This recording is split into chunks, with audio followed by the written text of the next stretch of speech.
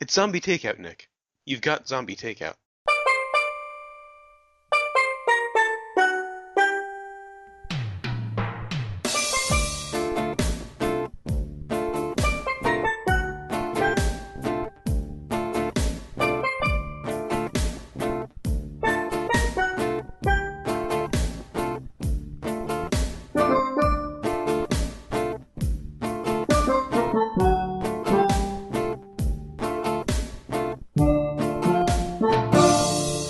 What's up? Welcome to episode 218 of Zombie Zombie Takeout, Takeout. the B-movie and cult movie podcast. I'm Uncle John. And I'm Scotto. And before we get to this week's movie, we've got a little bit of news. This is a kind of a good news, bad news thing. From Deadline, Screen Gems buys Pride and Prejudice and Zombies, adds Game of Thrones stars. Screen Gems has closed the deal for the U.S. distribution rights for Pride and Prejudice and Zombies, and Game of Thrones, Charles Dance and Lena Headey have joined the cast. That's Tywin and Cersei, for those who don't know the actors' names. Right. The film stars Lily James, Sam Riley, Bella Heathcote, Jack Houston, Douglas Booth, Matt Smith, I haven't heard his name associated with it until now, Wow. and Suki Waterhouse. Now, last month we had a story saying that David O. Russell was writing the screenplay. Turns out that he's left the project due to a disagreement over the budget. Now, the director is writing the screenplay. I think, what an opportunity we missed out on there. I've gone back to not being interested. Although, You know, hearing Matt Smith involved, Matt Smith, Lena Headey, and Charles Dance, yeah. Although they say Charles Dance of Game of Thrones, if you're up on the show, you know that's maybe slightly inaccurate. you can just assume they've all died.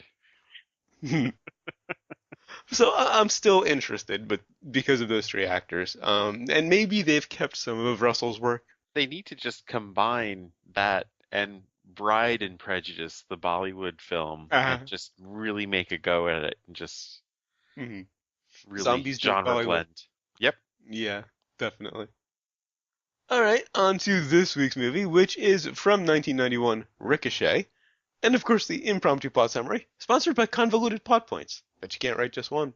And also brought to you by Scott Evil, for when you have your opponent right in the palm of your hand, you could just go get a gun and shoot him. You've got a gun in your room. You can go get it. We'll shoot them together. It'll be a bonding experience. Oh, wouldn't that be nice? But no, that does not happen here. Not at all. Oh boy. Anyway, but yeah, you could honestly say, picture the James Bond movie where he gets captured by the villain, and the villain is he comes up with some convoluted way to get rid of James Bond rather than just killing him, and then somehow James Bond gets away. Mhm. That's really only a scene of a James Bond movie. They managed to stretch that into an entire film here. We'll take that plot point and turn it into a recursion that just keeps happening over and over and over again. And it's like a Beavis and Butthead episode where they just never get the lesson. But okay, so the plot though. We have a young police officer. I'd never realized that, made the connection of it taking place in another time, but then I realized, it, it's an epic. It goes over a scope of about 7 years. I think there's a 7-year gap. Yeah. It begins in 83, is a young cop. He foils some sort of double criminal activity going on at the same time in front of a nice 1983 video camera that makes the evening news, makes a star out of the guy. He sends the guy to jail, and the person rots in jail, does the whole Cape Fear thing where he's obsessed with getting revenge, and he gets out and he says, "Fuck you, Mr. Clown." Pretty much. That's another inside. I think we've explained that joke. I'm sure people are familiar with that joke. But this was "Fuck You, Mr. Clown" the movie. Yeah. Anyway, he gets out of jail. He has his elaborate plot for revenge. Everything goes according to plan, of course. Mm-hmm. He and pretty much takes him down. But rather than leaving the country and starting a life of his own, he has to lick the salt from his tears, I guess, like Cartman and and I can't remember the kid's name that, Yeah. Oh, made his eat his parents. yeah. Scott something or other. Yeah, Scott Tenorman or something like That's that. it. So he gets mad that when he thinks he's going to kill himself, and hilarity ensues. Mhm. Now that you mentioned Cartman, I think his character was very much based on Lithgow's in this movie. Maybe, maybe. Just starting with the opening titles, very, very 80s. Possibly because it was set in 83, maybe because it was 91 and we weren't quite over that whole thing just yet. Well, culturally, the country was still very much in the 80s in 91. Sure. I mean, it wasn't until 92 where we started breaking away from the 80s, where there are people, that was pretty lame. We need to move on. But really, didn't they seem a bit familiar to you, the opening credits? Yeah, but I can't place why. I was thinking maybe Miami Vice. It is almost, and for my eye, it's pretty much a complete recreation of the Psycho introduction. Oh, The music is very yes. similar. Now that you mention it. The special effects are even similar, despite them being what Yeah. 40 years apart or Yeah. something like that, or 30 something years apart, except that it was in color instead of Psycho's black and white. So I'm sitting there just like, oh boy, Hmm. this is gonna be just as bad as I remembered it. And was it? Surprisingly, no. We should explain. We saw this in 91 in the theater with a group of people. Actually, Yeah. it must have been like just after we met because it was October of 91. Yes, I think we skipped some class, of course, which I mean, Or it was probably after dessert theater rehearsal.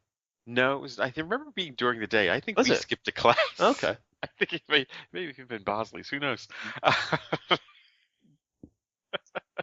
And just about everyone else who saw it hated it, yourself included. Yes, this has been on my list of worst movies for over 2 decades now. I thought it was okay. I mean, I didn't hate it, didn't particularly like it. It was enjoyable enough. Your opinion has gone up a little. Well, yeah, from this viewing, I would say so. I My mean, opinion's gone down slightly, which is interesting. Because I thought it was very meh. well, seriously, it had nowhere to go but up. Yeah. I mean, So it maybe was like I said, we're agreeing that it's meh. I went down a little, you went up a little. right. I no longer want to kill Mulcahy for this. Highlander 2, on the other hand, Well, I don't yeah. know. Now, probably the most annoying part of this movie for me, the stunt casting of Kevin Pollak, who was only there to do his impressions. Yeah, And I like Kevin Pollak well enough, but in this movie, it's clear that he's there to do two impressions and he's out. that was an annoying part. I still would say it was the most annoying part of the film.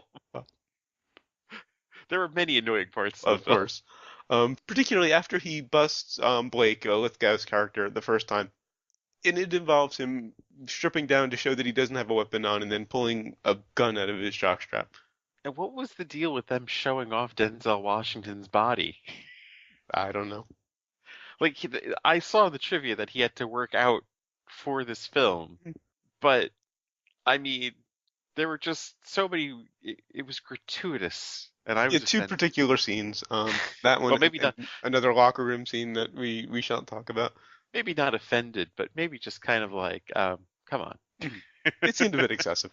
Yes. But after the first bust, he says, quote, "A Beretta in the butt beats a butterfly in the boot," because he had a gun in the back of his jockstrap.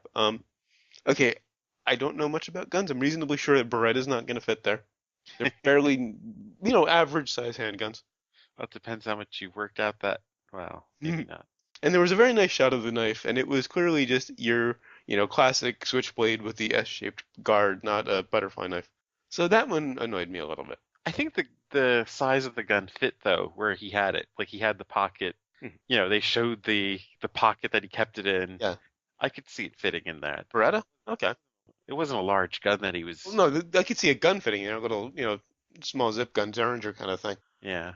Also, this is a rare case of Lithgow overacting. He yeah. And not in a fun Jeffrey Combs kind of way.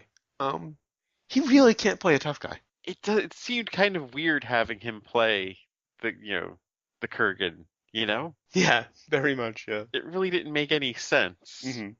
Like him beating up Jesse Ventura and stuff in the first, the first scene he's in prison. It, I guess it was kind of like what's his name going up against the Kurgan in Highlander. It just, I mean, Lambert. You couldn't see the two of them physically No, matching each no. other in any such sense of the imagination. Except they're Highlanders. They have, supernatural abilities. These are two normal guys. That's the entire problem with this film, Hmm.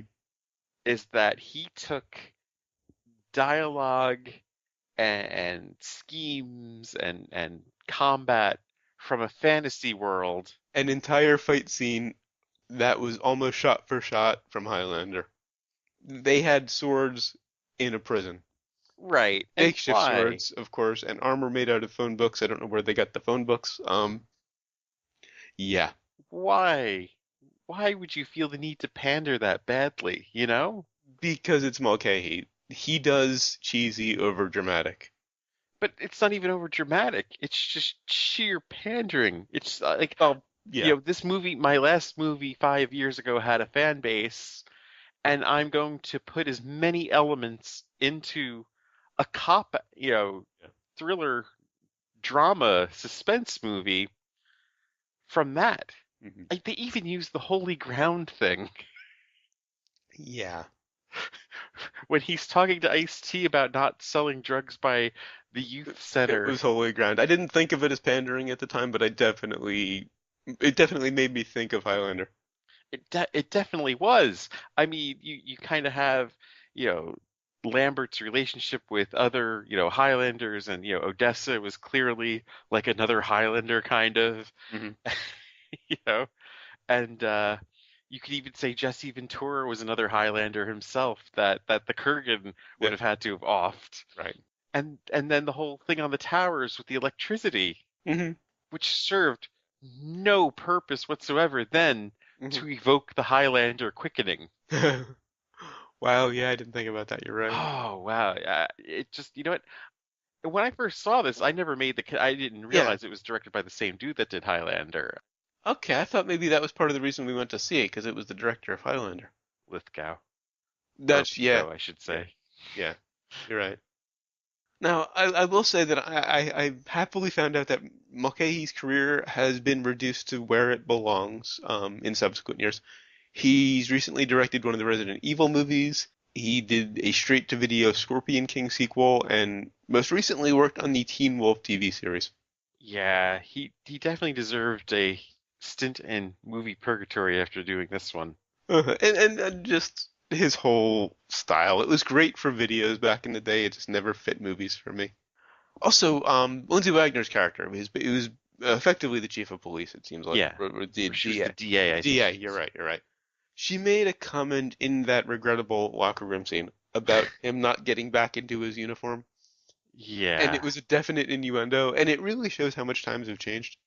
of course. Because it's another case of you would never get away with that shit today. I think back then the gag was that, oh, it's a woman telling this to a Yeah, guy yeah, it was kind a of thing. flip on the stereotype, but still, Yeah. there would be issues today. Now, I will say, with a better director and some slight casting changes, this could be a decent movie. The script is really like the first thing that needed to be. There definitely needs to be a massive rewrite, but we'll get to this in sequels and remakes. I just think it Okay. has the potential to be a decent movie. See, because I think one of the problems with the overall film is another huge, huge problem is that Denzel Washington's character is too good. Yeah. And that works in a fantasy world when you've got the guy that is pure good against the guy that is pure evil. Right. But when you're trying to put this into the real world Mhm. and you're trying to do this epic, tale of vengeance in an urban setting, it probably would have been much more interesting if, say, Lithgow's character was innocent, Oh, wow. wrong place at the wrong time, and got sent to jail by this guy who made a career off of it. That would have been good, yes. Again, we'll get to that in sequels and remakes.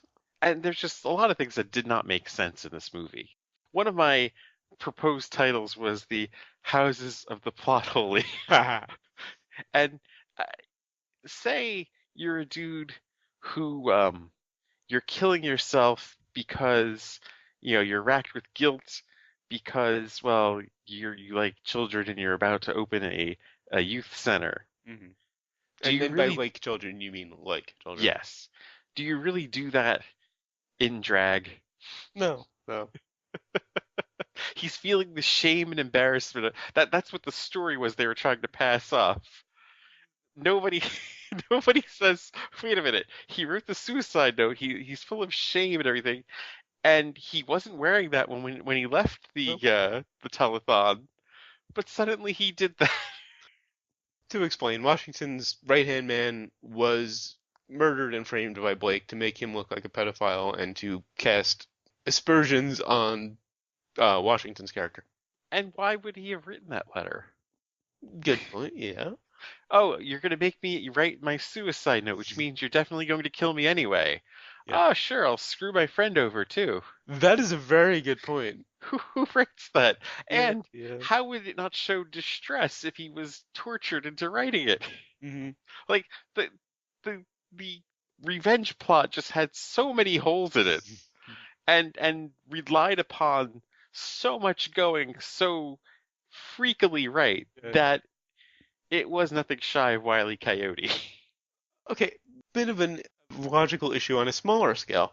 Okay. When he goes to the crack house to try to convince Odessa, Ice-T's character, to help him, Which, oh, to go to help him. Okay, yeah, that seems all right. when he has the grenade, Oh, no, wait a minute. You are talking about the same scene, right? That whole thing was ridiculous too. Like, well, that's what? when he talks him into helping him out. No, I thought that was to stay away from to stay away from it because it's holy ground. I thought that was that scene.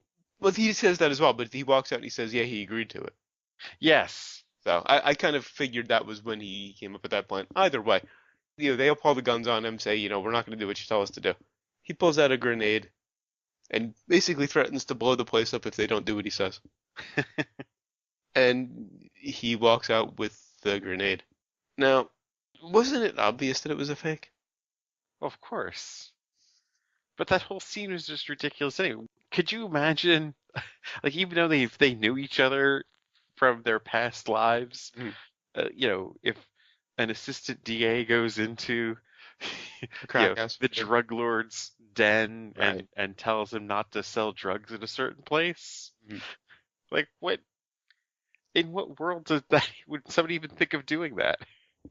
That would be political suicide. Right. Well, yeah, what good could come from it? He either gets caught in a crack den, Mhm. or he gets killed in a crack den, Right.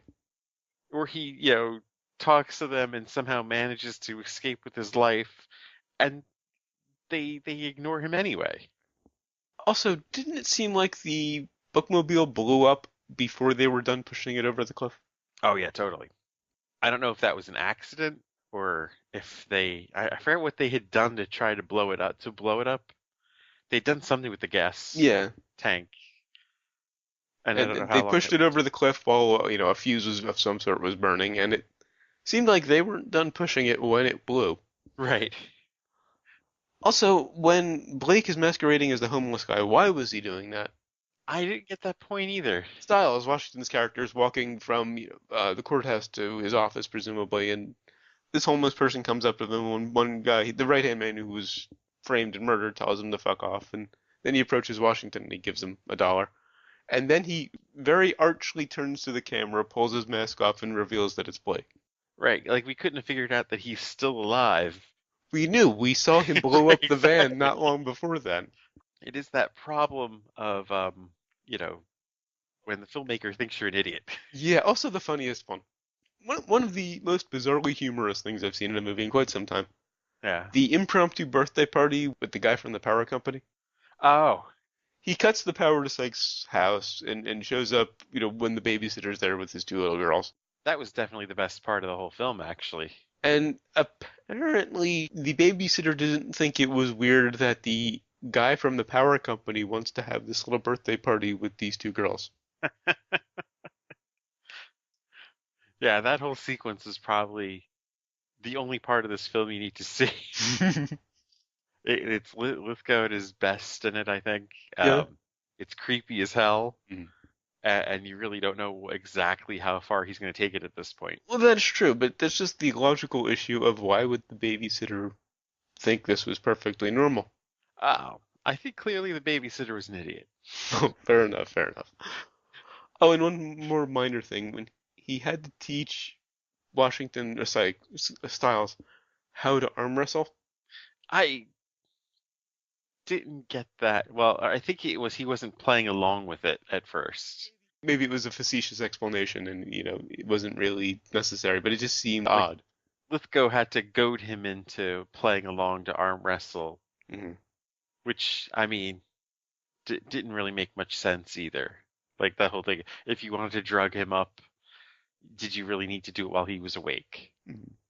Oh, a little bit of trivia. The movie had a modest box office. It premiered 5 weeks prior to the premiere of Cape Fear, a film starring Robert De Niro and Nick Nolte with a very similar storyline. Very true. In Australia, for the film's theatrical run, newspaper ads declared that Ricochet passed the terror test that Cape Fear flunked. Now, if you're particularly, terrified by overacting and unnecessary allusions to older movies and just general cheesiness, yes, then maybe it out-terrored Cape Fear. It's been a while since I've seen that version of Cape Fear, but I remember a lot of people being disappointed Really, in that too. I heard very good things about it. I've only seen it once quite some time ago. I liked it. Certainly better than this. Well, I think a lot of people were comparing that to the original Oh, Cape yeah, Fear. true, which I never saw. I have seen that too, and it was, yeah, I think it was better. Hmm. Well, you can't really compare it to the original. Me being the literalist when it comes to adaptations. I think, De Niro was a bit over the top, but anyway, not compared to this, of No, no, course. no, no, no. De Niro is damn subtle, I think, compared to this. Oh, also, the second half of Fars, a Hindi language movie, I'm probably mispronouncing the name, is a scene-for-scene copy of Ricochet. No The way. second half of the movie is Ricochet. Exactly. Wow. I so want to see that movie now. I do too. I wonder if it's better than this. Oh, one minor little point. Again, it's just something that irritated me because it was an obvious excuse for an impression. When they're talking about Star Trek and Pollock Right. says I just saw this episode it was on the last other night. night in Like, '83. it's like the show was off the air for how many years at that point, dude? I think we've seen it We were a year or two off from Next Gen at that point, I think. a couple of years probably. But I mean, yeah, he's acting like it was just on TV He said it that was night in on 83. last night. Right. It was just a bald-faced excuse for Pollock's, famous Shatner impression. All right, I'm done with my notes. I am too. On to sequels and remakes. Like I said, I think this, with a complete rewrite and a better director and a better cast, could be a good movie. So what you're saying, we're going to lose the script, Well, the the script, yes, director, keep the the basic cast. plot. Keep the basic plot. Give it to Nolan. So we're gonna take out everything Well, except for the basic plot. the basic plot, the basic arc, because, keep the convolutions if they could be done well. Nolan directing, Chiwetel Ejiofor as Styles, Washington's character. He was the operative in Firefly or Serenity. Okay. Also in 2012. And DiCaprio as Blake, Hmm. because I think DiCaprio could pull off the right kind of evil. Yeah, I think they have to lose the good versus evil, unless it's Rick Moranis and Bill Pullman. Well, yeah. And Chiwetel Ejiofor could go a little darker with Styles, Yeah. and DiCaprio wouldn't be the tough guy; he'd be the smooth evil mastermind. Yeah, because I think just that whole he's a good politician, or he doesn't even want to be a politician kind of thing they had. He's too good for it. It was just insane. Yeah. Or, go back in time and cast Andy Griffith, because that's basically who the character was. Ah, you're right. From the Andy Griffith show, actually in Matlock a little bit. The original guy that did this, because there was somebody that wrote this script first, Uh-huh. And then they said on IMDb that Lost interest. Yeah, he I saw that. lost interest. His own fucking script, and he lost interest in it. Yeah, yeah. What the? Doesn't that say a lot? It kind of suggests that maybe it shouldn't be done. But he wanted Kurt Russell. Yeah. Which could have been interesting, yeah. Oh, could have been, yeah. This would have been not long after the thing. Underbrains? On the brains. This one is straight down the middle for me. There's some good, there's some bad. It's generally very, very meh. I'm going 2.5. It's not close enough down the middle. There's still just too many awful, horrible things in this. But it had some moments that I didn't see the first time around or remember the first time around. And Lithgow, his performance is still enjoyable and parts of it, so I'm giving it a 2. All right, and what have we learned? We learned that I think the worst thing in the film by far, Hmm? Lithgow's dye job. Yes, yes. It was this weird brownish reddish thing. Hmm. What the fuck? And I learned that the early 90s were a very strange time. I mean, I lived through them, and I still didn't realize just how strange they were at the time. Oh yeah. All right, so until next week when we'll be reviewing I Declare War, a much, much better film. Go to zombietakeout.com, check out the album art, the episode description, of course the episode itself, which you're already listening to, links to find us on Facebook, Twitter, Google+, and YouTube, links to subscribe via RSS and iTunes. Please leave us a rating and a review on iTunes. We'd really appreciate it. You also find the movie list, every movie we've reviewed so far, and every movie we're going to review. Don't quite remember what number or movie it's up to at the moment. The request form, if you've got a movie you'd like to hear us review, please leave it on the request form. We'll get to it eventually. And of course, the recommendations list. This never Had a had a chance. chance. Which is surprising, because it's Lithgow and Washington and, the guy who did Highlander. I would say it's 2 brains above what I had given it 23 years ago. I maybe would have given it a 3 walking out of the theater back then. If my criteria were the same. Hmm. So it went down a little bit for me, went up a little bit for you. You can also email us, zombietakeout@gmail.com, or leave us a voicemail at 414-368-CTO1, or for the alphanumeric You can fuck yourself. 414-368-9861. At least you didn't say it over the number. First, always remember that you will always be calling from the middle of Milwaukee, and until next time, always remember, never forget, wherever you go in life, there You are. What do I gotta do to shut you up?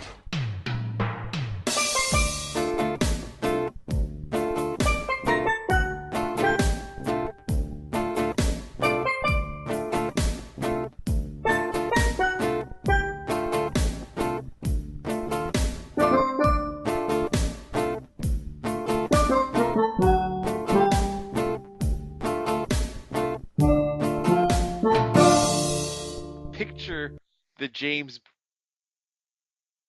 You cut out. Hello. plan. So, kick that Oh. again.